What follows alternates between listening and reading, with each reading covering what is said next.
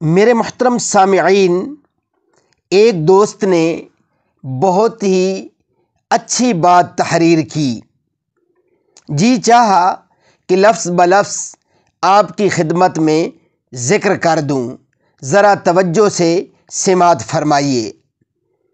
گرمی کے موسم میں پنکھے چل رہے ہوتے ہیں تو کئی لوگ جو دانت برش نہیں کرتے، ان کے منہ سے آنے والی ناخوشگوار بو پنکھوں کی ہوا کی وجہ سے تحلیل ہو جاتی ہے اور سامنے والوں کو کم ہی محسوس ہوتی ہے، لیکن سردیوں میں تو ایسے لوگوں کے پاس بیٹھنا ایک حساس بندے کے لیے عذاب بن جاتا ہے۔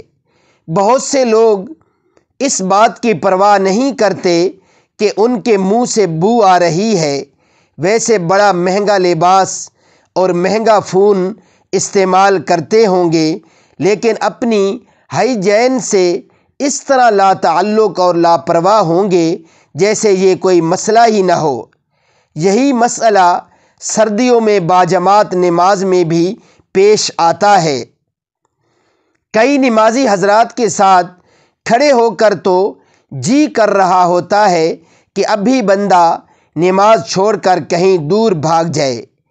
حضور پاک صلی اللہ علیہ وسلم نے فرمایا کہ اگر میں امت پر مشقت کا احساس نہ کرتا تو ہر نماز کے لیے مسواک فرض قرار دے دیتا، یعنی دانتوں کی صفائی اتنی زیادہ اہم ہے۔